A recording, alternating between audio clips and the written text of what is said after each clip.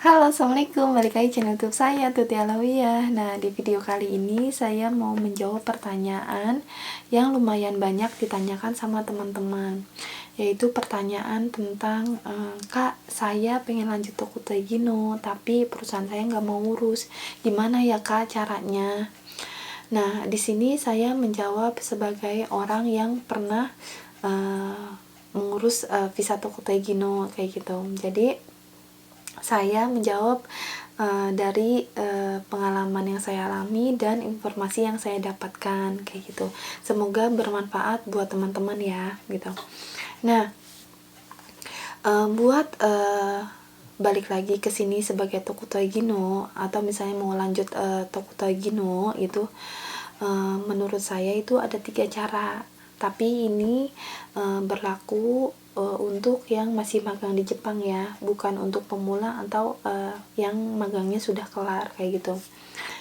Nah, cara yang pertama itu kalian harus bilang dulu sama perusahaan kalau kalian berminat untuk lanjut sebagai Toku Taigino gitu. Nah, tapi gimana sudah bilang sama perusahaan tapi hasilnya seperti yang ditanyakan tadi, kalau misalnya perusahaannya nggak mau ngurusin gitu. Nah, kalian harus cari tahu dulu sebabnya kenapa perusahaan nggak mau urus. Misalnya bisa jadi perusahaan tempat kalian kerja itu belum memahami prosedur tentang pengajuan visa Toku Taigino, atau perusahaan kalian belum tahu dokumen-dokumen apa aja yang dibutuhkan untuk pengajuan Toku Taigino gitu. Ini ada loh beberapa yang nanya sama saya kalau misalnya perusahaannya itu tuh nggak mau ngurusin karena emang belum paham pengajuan Toku Taigino, atau misalnya nggak tahu dokumen apa aja yang harus disiapin sama perusahaan buat pengajuan Toku Taigino. Sebenarnya waktu itu juga saya dikasih tuh daftar dokumen-dokumen yang dibutuhkan dalam pengajuan visa Toku Taigino. Sebenarnya sih sebelumnya itu pengen ngajak orangnya gitu kan, orang HRD saya itu buat bikin konten gitu, konten YouTube gitu kan, buat ngejelasin gimana cara pengajuan visa Toku Taigino, tapi orangnya tuh malu, jadi saya tuh cuma dikasih daftarnya aja tuh, dokumen-dokumen yang dibutuhkan buat pengajuan visa Toku Taigino. Tapi belum saya sempat ini sih belum saya sempat bikin videonya gitu, karena masih malas-malasan bikin videonya gitu. Nah, ya jadi kalian harus cari tahu dulu sebabnya kenapa gitu kan. Yang tadi maksudnya yang perusahaannya belum tahu prosedur pengajuan Toku Taigino atau dokumen-dokumen yang dibutuhkan dalam pengajuan visa Toku Taigino, atau misalnya perusahaan kalian memang tidak mau mempekerjakan Toku Taigino karena Toku Taigino kan itu gajinya lebih mahal dibandingin magang ya gitu kan. Jadi memang perusahaan tempat kalian kerja itu emang nggak mau mempekerjakan Toku Taigino gitu. Atau misalnya perusahaan kalian sebelumnya kurang puas terhadap kinerja kalian selama bekerja gitu. Nah, jadi kalian harus cari tahu dulu sebabnya kenapa perusahaan tempat kalian kerja itu nggak mau mengurusi kalian untuk lanjut Toku Taigino kayak gitu. Nah, terus kalau misalnya kalian sudah cari tahu sebabnya kenapa dan perusahaan tetap nggak mau urus, nah kalian bisa cari pakai cara yang kedua, yaitu diskusi dengan kumiai gitu. Jadi kalian bisa diskusi ke kumiai bahwa kalian pingin lanjut Toku Taigino entah di perusahaan sebelumnya. Mungkin kalau misalnya orang kumiai yang ngelobi orang perusahaan mungkin bisa gitu kan, atau misalnya orang kumiainya mencarikan job baru tapi bidangnya masih sama dengan kalian pas waktu magang kayak gitu. Jadi ini bisa jadi opsi lain ya gitu. Nah terus yang cara yang ketiga ini adalah tentang kalau misalnya Tokutei Gino itu kan yang biasanya dibutuhkan buat mencari kerja Tokutei Gino di Jepang itu tuh butuh Semonkyu atau Hyokachoso gitu. Kita bahas Hyokachoso dulu sebelum Semonkyu. Nah, kalau misalnya Hyokachoso itu kan laporan kinerja selama kita bekerja waktu magang. Jadi kalau misalnya kalian yang ingin lanjut sebagai Tokutei Gino, kalian harus memperbaiki atau misalnya harus kinerjanya tuh harus bagus kayak gitu. Karena kalau misalnya Hyokachoso kan ini kan laporan selama kita kerja gitu. Jadi kalau misalnya kinerja kita bagus, yang tertulis di Hyokachoso pun bagus. Nah kalau misalnya kalau kinerja kita jelek, ya Hyokachoso-nya pun jelek. Kalau misalnya Hyokachoso-nya jelek, buat mencari pekerjaan peluangnya kecil gitu. Jadi kita harus memperbaiki kinerja kita agar Hyokachoso kita tuh bagus nantinya kayak gitu. Nah kalau misalnya kita pakai Hyokachoso itu kan harus dibarengin juga dengan sertifikat bahasa Jepang. Nah buat sertifikat bahasa Jepang ini kan minimal N4. Kalau misalnya lebih bagus lagi, kalian mendapatkan sertifikat bahasa Jepangnya di atas N4. Biar kalau misalnya Hyokachoso kalian bagus, terus sertifikat bahasa Jepangnya pun bagus, bila kalian melamar pekerjaan Tokutei Gino, peluangnya akan semakin lebih besar kayak gitu. Ya kan? Jadi bagusin dulu kualifikasi kalian kayak gitu. Nah, terus buat Samonkyu, karena kalau Samonkyu itu kan adanya di tahun ketiga. Jadi buat Samonkyu ini kan ada yang namanya ujian, kan ada lulus, ada enggaknya, ada gagalnya. Kita kan kalau misalnya gagal terus kinerja kita nggak baik selama 3 tahun, itu kalau misal kita minta Hyokachoso pun ya itu yang saya jelasin tadi, hasilnya bakalan nggak bagus gitu kan. Dan kalau misalnya pakai buat melamar, itu tuh kemungkinannya kecil kayak gitu.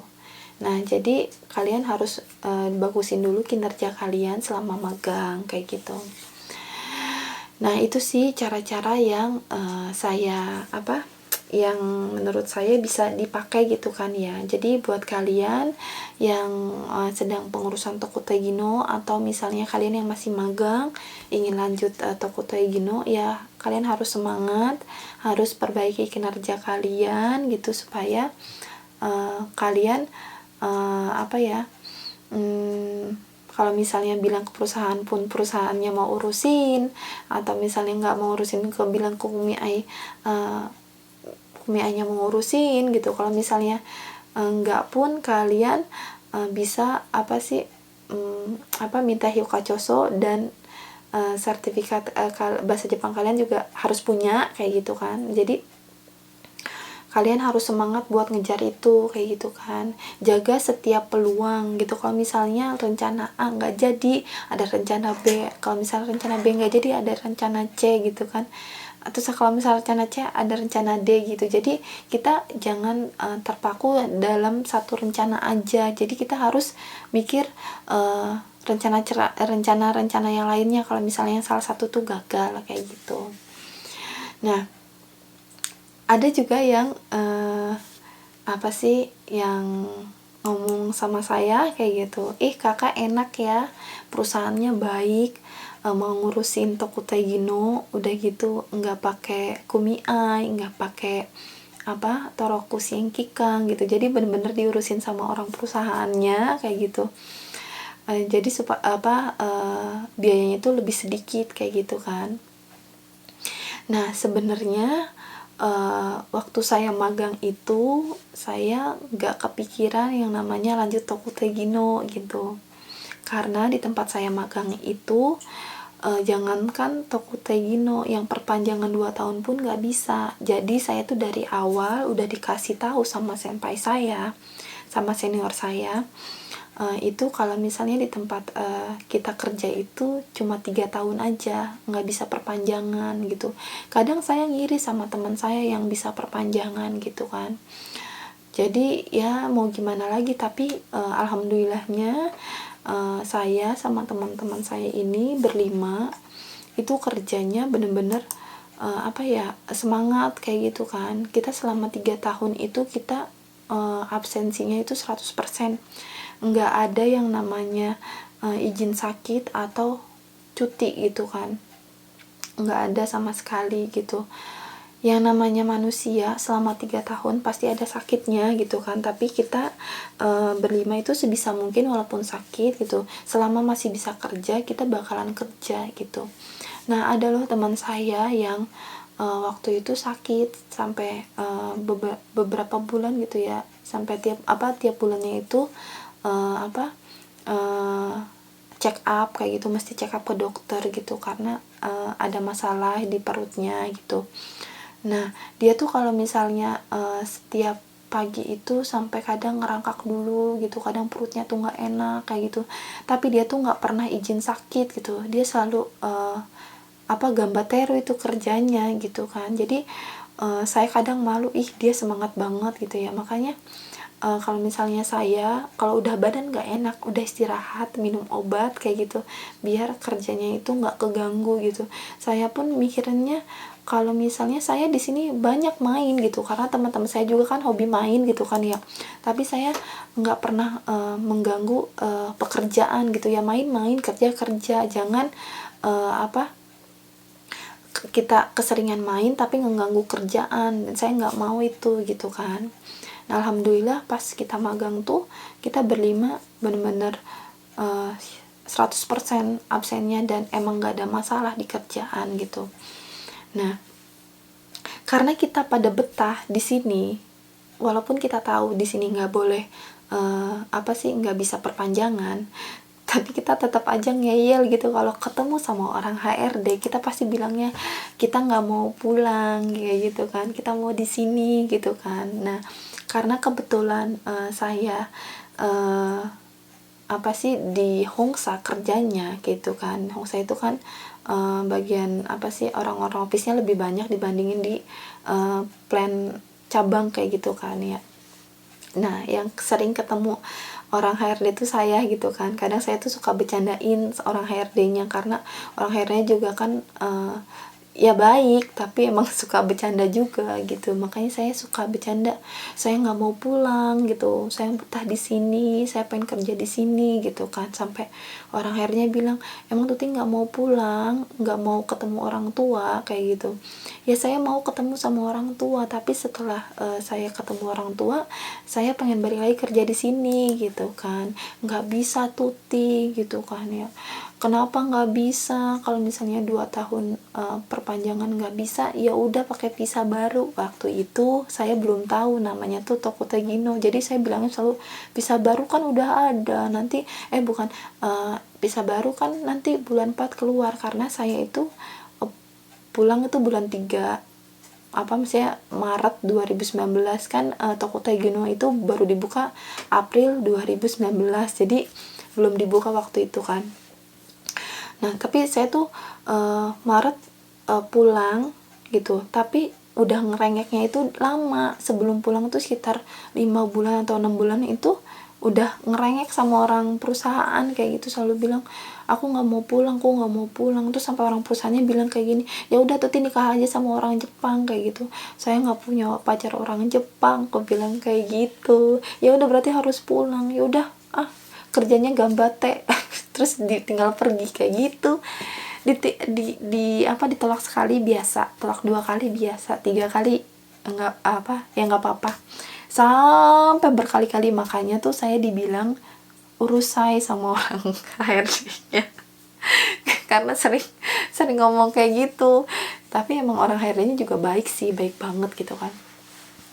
Emang suka bercanda juga, makanya suka saya bercandain. Jadi ya begitu deh. Pernah di satu hari gitu kan, dia selalu bilang, ya udah Tuti nikah sama orang Jepang, Tuti nikah sama orang Jepang. Ya udah saya balikin aja, ya udah aku nikah sama kamu. Terus dia pergi gitu kan. Karena diketahuin sama orang-orang, kan lagi rame tuh pas istirahat kayak gitu. Jadi ya gitu, apa sih, nggak gampang buat ngurus toko teh gini waktu saya itu apa pengurusannya, karena waktu itu kan juga baru gitu kan. Jadi bener-bener, ayo aku nggak mau pulang, pakai visa baru, ayo pakai visa baru kayak gitu kan. Jadi alhamdulillah sampai di suatu hari pas saya tanya lagi, dia bilang, oh iya Tuti, kamu bisa bukan perpanjang 2 tahun tapi pakai visa baru, visa Tokutei Gino kayak gitu. Ya udahlah, saya seneng kan. Itu kalau nggak salah sebulan lagi mau pulang ya, sekitar bulan Februari baru dapat kabar kayak gitu kan ya. Saya sebenarnya masih nggak balik lagi ke sini pun nggak apa-apa gitu, karena balik lagi ke sini pakai Tokutei Gino itu plan terakhir gitu kan, yang adalah plan-plan sebelumnya. Tapi pas ternyata bisa, ya udah kita jadinya balik lagi. Saya berlima sih, maksudnya saya kan tadinya berlima, terus yang berempat tuh langsung balik lagi. Terus yang sendirian itu baru balik bulan Desember kemarin, karena waktu saya pengurusan dia tuh sebenarnya nggak mau balik lagi gitu kan. Tapi pas saya udah pengurusan dokumen, dia tuh pengen balik lagi. Jadi apa sih ya, pengurusan dokumennya ketinggalan, jadi dibarengin sama yang berikutnya kayak gitu kan. Nah kayak gitu sebenarnya, perjuangannya lama gitu, nggak semudah yang dilihat, nggak seenak yang dilihat. Setelah pulang ke Indonesia pun masih harus bersabar, karena kan saya pulang bulan 3, terus bulan 4 baru pembukaan Tokutei Gino. Nah bulan 5 itu saya baru pengurusan kontrakan. Itu juga waktu pas bulan 4-nya aja tuh, pas udah pulang saya selalu nanya sama orang HRD, gimana, udah tahu belum caranya pengajuan Tokutei Gino? Belum tahu. Oh udah, sekali tanya belum tahu, 2 kali ditanya belum tahu juga kayak gitu kan. Sampai beberapa kali saya bilang kayak gini, kok kamu belum tahu juga sih pengurusan Tokutei Gino kayak gitu kan ya. Nah karena saya waktu itu punya kenalan sensei, saya kenal dari teman saya itu kan aktif tuh cari informasi tentang Tokutei Gino, karena dia tuh pengen banget balik Tokutei Gino, entah di perusahaan tempat magang sebelumnya atau di perusahaan lain, pokoknya pengen balik lagi ke Jepang aja gitu kan. Jadi dia tuh rajin cari informasi gitu. Nah terus kata dia, coba kenalin aja sama sensei gitu kan. Nah jadi sensei ini dikenalin sama orang HRD saya, karena waktu itu kan orang HRD saya belum paham tentang Tokutei Gino gitu kan. Jadi dia tuh selalu bilang nggak tahu kok sama saya gitu kan. Sampai saya bilang, ya udah saya kenalin aja sama sensei gitu, karena sensei sudah biasa ngurusin tentang Tokutei Gino gitu. Nah waktu orang HRD saya ini sama sensei ini diskusi gitu kan. Nah terus saya tanya lah, masih beberapa hari setelah diskusi saya tanya, gimana, udah menghubungi senseinya belum kayak gitu. Terus kata orang HRD saya, iya sudah ngubungin, tapi saya aja yang urus, jangan lewat sensei itu, karena kalau misalnya lewat sensei itu Tuti kasihan sama teman-teman gitu. Karena kenapa, kalau misalnya saya lewat sensei itu kan kerja di Torokushi Kikang, jadi tuh saya tuh harus bayar sekitar 35 juta kalau nggak salah. Jadi orang HRD saya itu ngerasa kasihan sama saya, sama teman-teman saya, karena harus bayar gitu. Jadi kata dia, biar saya aja yang urus, saya bakal gambateru katanya gitu kan. So sweet banget, makanya aku so sweet banget sama orang HRD-nya. Jadi bener-bener baik banget kayak gitu kan. Jadi dia tuh bener-bener gambateru banget buat ngurusin saya sama teman-teman buat balik lagi ke sini kayak gitu. Nah jadi ya itu semuanya nggak gampang. Soalnya waktu saya pengurusan pun karena baru awal banget, jadi semuanya serba sulit gitu, informasi sedikit dan masih sulit. Di Indonesia juga saya udah dapat COE tapi sistem EKTKL-nya belum buka kayak gitu. Jadi banyak apa sih masih masalah-masalah gitu kan. Tapi alhamdulillah sih akhirnya saya sama teman-teman itu bisa balik lagi ke sini sebagai toko Tegino.